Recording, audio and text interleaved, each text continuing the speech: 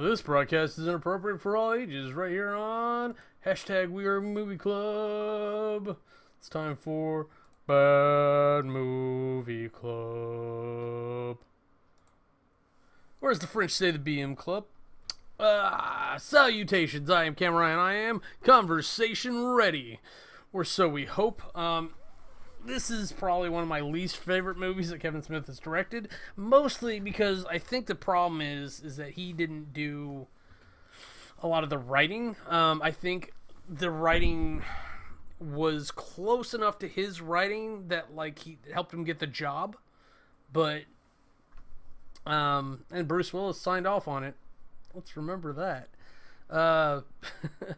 But like nobody, like Bruce Willis isn't gonna call anyone a cock knocker. Tracy Morgan maybe, but just not my favorite Kevin Smith movie. Not really my favorite buddy cop movie. I'll go ahead and call this now as a skip. If you haven't seen Cop Out, don't bother. There's a lot of other better buddy cop movies out there that you can watch. It's not a problem. And I don't want to spend a lot of time talking about this movie conceptually because there's not a lot to it. It's Bruce Willis is sad that somebody stole his baseball card, and it's this long kind of like misadventure of trying to get it back while he's suspended without pay to try to pay for his daughter's wedding, who was Michelle Trachtenberg, by the way. You know what? I haven't seen Bruce Willis's kids, but I'm gonna go out on a limb and say that Michelle's probably prettier. I really didn't like her part in it though. Like she was really, it's just there. Like I feel like somebody was standing next to her going, "You have too much personality. Less. Be more vapid." And she's just, "Daddy, I want my wedding." And it bothered me a little bit. I don't know. Like I grew up with Michelle Trachtenberg as Harriet the Spy, kind of like probably a strong female protagonist from a young age type thing.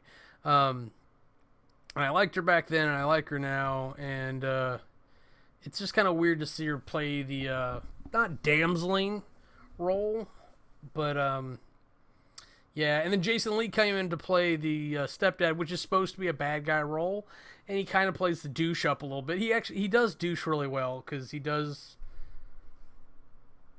Yeah, he douches it up in actually a lot of Kevin's movies, now I think about it.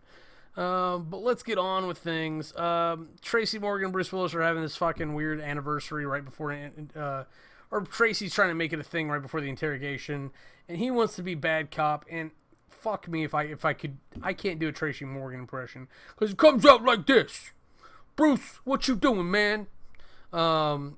And I can't do the inflections. Tracy Morgan's a physical comedy genius when it comes to using his voice. And he's been on 30 Rock. If you don't know who I'm talking about, not only is he right here, this guy right here, but Tracy Morgan's fantastic. He was on 30 Rock, and he does over the top super, super well. That came up in conversation on the chat over on Rabbit/Camerai, which I completely forgot to mention last podcast thing. That's okay. That's all right. And he's insane though. Like he just quotes movies at the guy until he loses his mind and confesses. Like that's his goal, his strategy. I'm not saying that's what happened. But he does it so badly that like half the precinct comes into the observation room to watch. And for whatever reason, and this is part of the reason why I think this was written with Kevin Smith in mind as the director. Either that or Kevin put in some rewrites. Bruce Willis draws a dick on the window next to the guy's face and then mimics putting the dick in his mouth, which was amazing. That like just to see Bruce do that because it's very un-Bruce Willis. He kind of has the same air that like Tommy Lee Jones had. He's usually super professional. I'm not saying he can't be funny, but he's usually over the top professional. And I don't know. So, and that may be one of those things that'd be like, Bruce, what if you drew a dick on the window while Tracy has him up against the wall? Like that could have been a Kevin Smith suggestion. So they go into undercover because they finally get a lead out of the guy. And so, of course, Tracy Morgan's dressed as a giant cell phone, as you do. But the informant blows his own cover.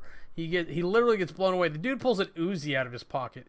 I don't know if you remember Jinkos, but those are the only pants ever that I ever remember that you could have fit a fucking Uzi in your pocket. Because the guy was not carrying it in the open, and then just all of a sudden, hey, I got an Uzi.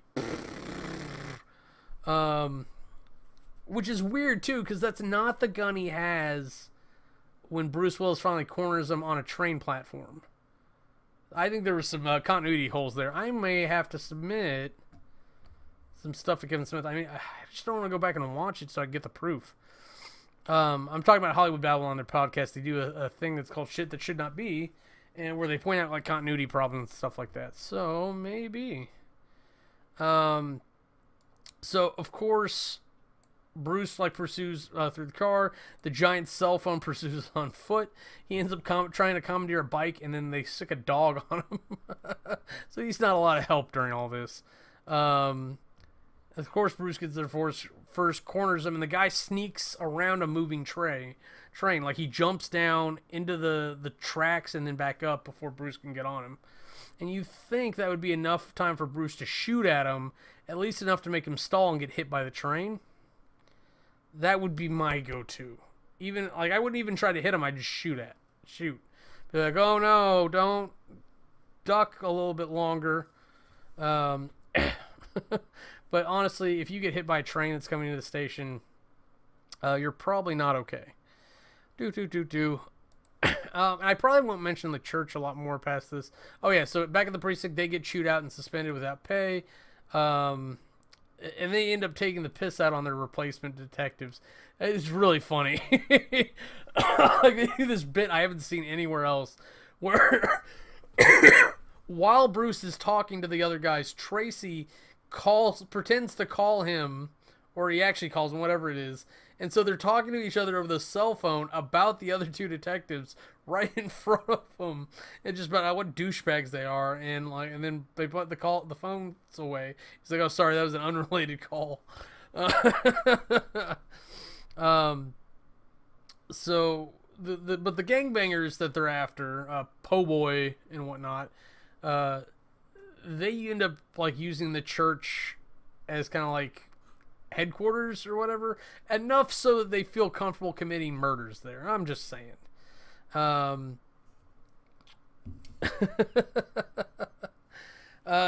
of course there's a guy there who let this Mercedes go, or get stolen because he was up all night driving it, so he's lost his mind. You think he said that he had stopped for gas and taquitos or some shit, and so they kill him because they're gangbanging thugs who have no hearts. Nothing like that. He just knows that he lost a lot of money on this Mercedes disappearing. Meanwhile, the storyline that's progressing towards the other one, because it's kind of like one of those things where they merge. Bruce Willis is trying to... he loves his daughter or whatever. His ex thinks he's a piece of shit. She's married to some rich douchebag. And he and the new douche, or the stepdad, don't get along. Surprise, surprise. So they end up having a little argument. And of course, that's Jason Lee, where he tells Bruce to shoot himself. So that's always nice and civil, so it's good that you can get along that well for your daughter's sake. So the point is that Bruce needs money, and he without being paid for a month, that's a problem. So he's got to find something to do. And of course, on the Tracy Morgan side, or whatever side story, he ends up finding panties and sheets in the wash. And he ends up finding this big bottle of champagne that she obviously didn't drink by herself, and he starts kind of interrogating his wife, which is unfair until you see her hey Henry, and Rashida Jones, by the way. Rashida Jones is always fun. like she's actually really funny too. Like, and she ends up playing a lot of supporting characters, but she's in Angie Tribeca. It's like a spoof on murder mystery shows. It's actually pretty funny, but they play it like really goofy, but in a straight face manner. It's like, don't be a duck about this, and then her partner's a duck. Stupid shit like that. The intro to it alone is amazing. Check it out. So let's see. Where are we at? Oh yeah, so like apparently this is a thing he has where he's always paranoid that she's cheating on him because he's never fucking there, which is his fault. Oh, not his fault. It's his job's fault. So they kind of knew what they were getting into with that one. But like it's still a problem that he's that paranoid. I think he's even so paranoid he buys a teddy bear with a nanny cam in it, which is like the most obvious fucking thing you could do. So of course she fucks with him later by like pretending to have sex with somebody for about probably 10 seconds too long. And then it's her gay cousin. Yes, you should be ashamed. And I know that was probably really insulting, whatever. But that's the point, is that like, you should trust me anyways. You're the one that's always gone, and I'm always faithful. So it's insulting that you would think this. And he knows he's lucky. He knows he doesn't deserve her. So that's just where it is. So in a move that is surprisingly similar to Bright, Tracy's outside checking in on his wife, which you should do, but you should check in, not check up. Bitch, what you doing? That's checking up. Checking in, be like, hey honey, how's it going? When I'm finally back home, is there anything I need to drag home with me? Okay, I'll get that milk for you. Blah blah blah, checking in. Blah blah blah blah blah. So yeah, like I said, in a scene eerily similar to Bright, he's trying to sell his baseball card while Tracy's on the phone outside, and some people come in to rob the pawn shop while he's in there, and they manage to stun gun him. It's not a fucking taser unless it fires. Tasers have expendable ammo. Taser is actually an acronym with the last word being rifle. I don't know why it bothers me so much. I really don't. But like when people see a door and call it a wall, no, it's a door.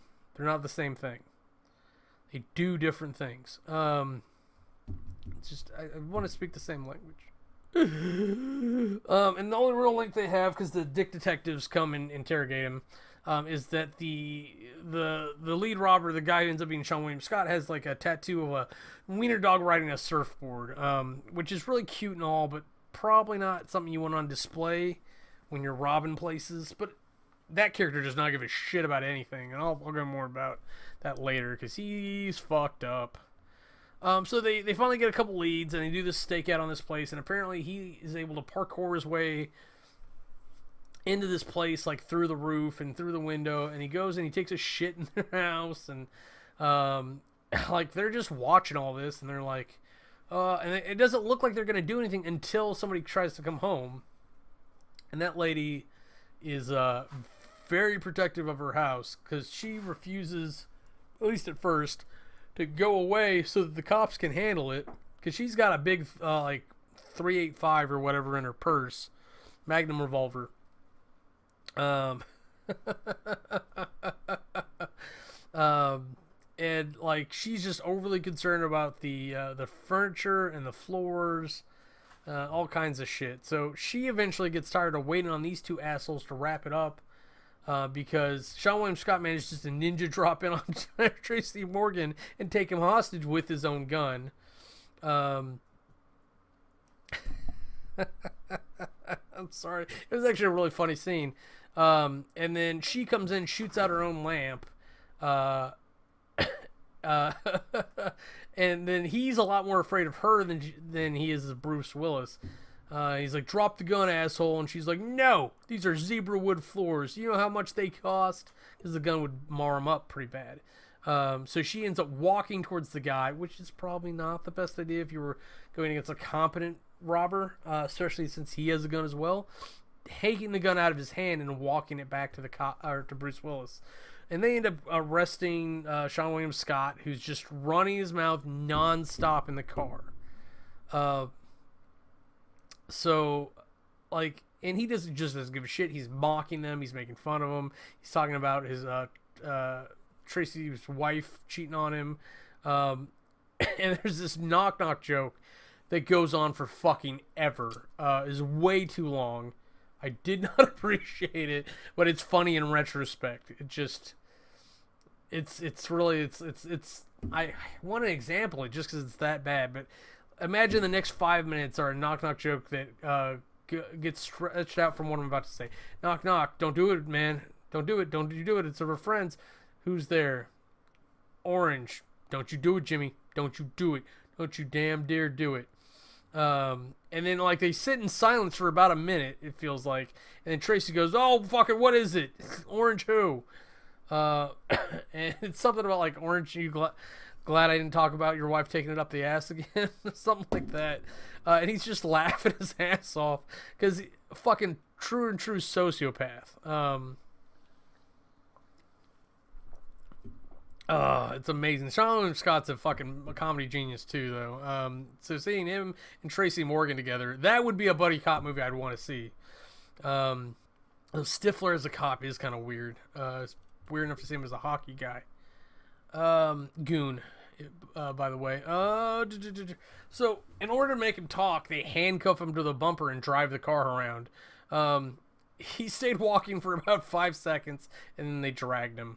It was beautiful. So Sean eventually gives up Po' Boy. So we finally are interlocking our stories. At this point, Po' Boy's put out like a 5K bounty on the car. And so the cops go to the house to confront Po' Boy.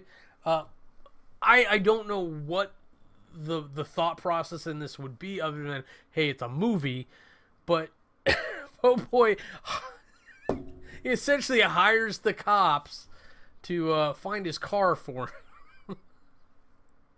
Which obviously they're not cops right now, and that would normally seem like a very legitimate thing to do, except he's a gang leader and we know that something's up with the fucking car. So plus they're doing it in this like graffiti dirty ass house with like this one nice clean room of baseball stuff. Which the juxtaposition of that room alone is entertaining to me. It's hilarious. It does not belong there. Okay, so, and we never actually clarified that Po' Boy bought the card, but he does know which card was stolen. So that was the thing. That was the thing that we gathered out of all that he was involved enough, because he plays the hypothetical game, which is a trope that you see in fucking cop movies. So they go. I presume it's one of Tracy's informants. No, it's Bruce Willis. That's right. So they go and they find an 11-year-old who jacks cars for a living. I'm sorry. I'm laughing because this was a legitimately funny scene. He punches Tracy Morgan in the dick, or that area, whatever you want to call it. And so Tracy goes down and. He punches him back, and then it's such a ridiculous thing that Bruce Willis's line is actually, "I can't believe you just punched a kid in the balls. What's the matter with you?" Oh man, okay, let's garner at least pretend professionalism, right? That's what we're here for. Something. I'm having a good time. Fuck it. So. They get with the kid. The kid ends up giving him actually another lead. So it's really a useless scene when it comes down to it, other than it's funny. They find that some Russian guy had it. Now, when they get to the Russian's house, they do another skit where Bruce Willis is the escape criminal, and then Tracy is supposed to be the hostage negotiator. So Bruce is playing crazy. I think he even slaps Tracy. They end up taking the new car because they know that the car's there. So that's obviously the whole thing, is to get an excuse to get in the car and leave. And so Bruce ends up leaving with taking Tracy as a hostage. Man. one of the most ridiculous things ever. And then they drive like way too far to stop to investigate the car and figure out why it's so important. And it turns out there's a body in the trunk. Not only is there a body in the trunk, it's a live person who happens to be female, and females tend to have a higher octave than she does. If you know anything about biology, we are programmed to respond to higher octaves more than deeper octaves. Deeper octaves are generally deemed more threatening because primal urges that are left over from millennia, apparently. And higher octaves indicate baby. So if a baby's crying, you're supposed to get on that. Plus, if babies cried all the time, then that would attract all the killer monsters and things that like to eat people. And that's usually bad for you when things try to eat you. So you want to wake up and get the baby to shut up so that tigers don't come in the cave and kill you. So there's the guy perspective other than just the mommy perspective. For those that would challenge... criminal negotiator, where are we at?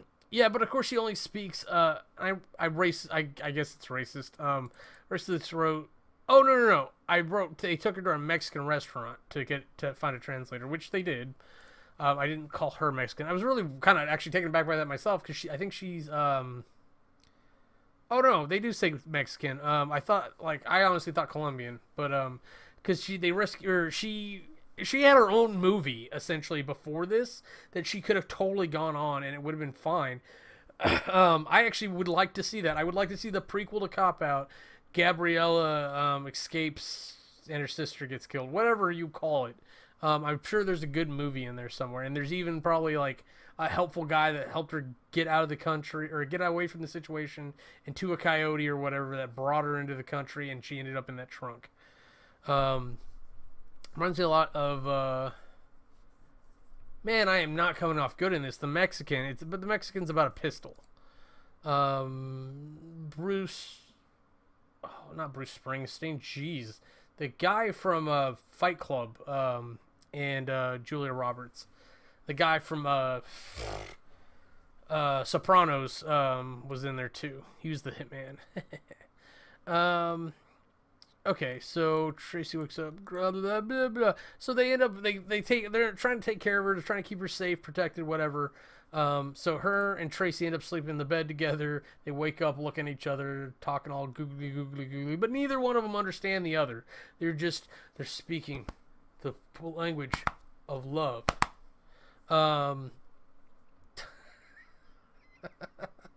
It's so stupid. And then she, like, pretends to take a shower and sneaks out the window. Or maybe she really did take a shower. I wasn't paying attention. So all the same stupid shit that he was doing to Tracy in the car, he was doing to his cellmate in jail after they got arrested. But they bail him out, and I guess they hired him, or they struck a deal with him. Maybe to make up for his bail money? Maybe. To rob Po' Boy's house to get his baseball card back. But for whatever reason, Sean's character, it's horrible. It's really horrible. Tries to wave at Tracy's character. And like in the middle of Tracy getting upset, Sean slips and like falls and breaks his neck or whatever. So they end up evacuating him, and Bruce has to go in himself, which I think is very funny. And so Tracy's supposed to be watching for Po' Boy and whatnot, but of course he's watching the nanny cam again, because it's gone really well up this point. But he finds out that she wasn't cheating, and I think he ends up calling Bruce, and then the Po' Boy shows up, and Bruce is like, aren't you supposed to be watching for something? He's like, yeah, I was watching the nanny cam. It turns out she wasn't cheating. So great. So, of course, like, not only are they separated, but the other detectives show up at, like, around the same time. I think it's right after Po' Boy and them show up, because Po' Boy shows up with Gabrielle, and he gets her to the basement, and then the other cops show up, and then there's a shootout, because, there's, like, a time where they're trying to save the other detectives, and I think one of them gets shot, it's hard to remember. There's a lot going on in that, and just let's be honest, the other detectives, the other two detectives, not important. Not important. They're there. They're mechanically comedic rivals, but not important. Let's just be honest. So it's a big shootout. They're going through the house. They managed to kill a lot of them. In fact, all of them. Now that I think about it. They end up killing Po' Boy. The way they do it's really funny. They do a sit down quick draw, because they're just like, we're real tired from killing all your friends, and you're not getting out of here with her. Just give up. And he refuses, because for some reason, criminal leaders seem to think that they're better. And so like they do the fun, like, is it 1, 2, 3 go, or is it on 3 joke, and then they both do it on 1. And of course Bruce gets him in the head. Tracy ends up going for the body, which is typically the smarter move. But Po' Boy was hanging on to Bruce Willis's card. So of course Tracy's bullet goes right through the guy's head on the card. So that was fun. That was a fun little twist on it. So it turns out stepdad ends up paying for the wedding anyways. The twist on that is that, of course, now Tracy owes Bruce $80,000 worth. That's how much that card was worth. Was like somewhere around $80,000. Ridiculous. Now, granted, he took care of it all that time. Good for him. But so like when the stepdad stands to give away the daughter with Bruce, because this was a mandate of the ex-wife, which is really kind of like a pissy way to do it. It's not her wedding. It's not his wedding. The daughter decides it's her wedding. And I think that's what she wanted. She wanted her dad to give her away. But like, so Tracy ends up sticking a gun in the other guy's back. As far as I can tell, unprovoked. So, yay. And I don't remember if it was an end credit scene, but like Sean William Scott, oh my god, I hate to go on about him twice in one video recording, but fucking funny. He ends up fucking with the mortician through the bag. I think he even calls her fuckface. He's like, unzip the bag, fuckface. And he's just laying there like for way too long. It's the joke is that he overcommits to the joke. It's hilarious. God damn it, I can't believe I talked about this movie for that long. So it shows that there is value enough in the movie, but like my personal feelings into everything, the fact that there's just better movies out there, but it doesn't take away the fact that there is fun to be had in this movie. Again, skip it. There's other stuff to watch, but if you do decide to watch this, I will guarantee, like, you should laugh. I'm not going to guarantee that you will laugh, but you definitely should, because there's some fucking funny scenes in there. I'm just laughing at the idea of Tracy punching the kid in the nads again. Oh, man. So, I think that's it. I think that's it for this. So, I am Camerai. This has been a little bit of Cop-Out. Come out to Rabbit/Camerai. Next week, we are doing Vulgar. So, if you hate clowns, don't watch or don't. Actually, there's a little something for everybody there, but there is trigger warning. There's clowns and there's rape and other things too. That's awful in this movie. But we'll continue the Kevin Smith tradition here until we run out of Kevin Smith movies to do. Realize it feels like we're reaching with Cop Out, but we've got other things going on the other movie clubs too. So I've been Camerai. And this has been #WeAreMovieClub. Bad Movie Club. If you want to see anything else we're up to, go ahead and click the annotations and they'll take you to our other channels. Thanks for watching.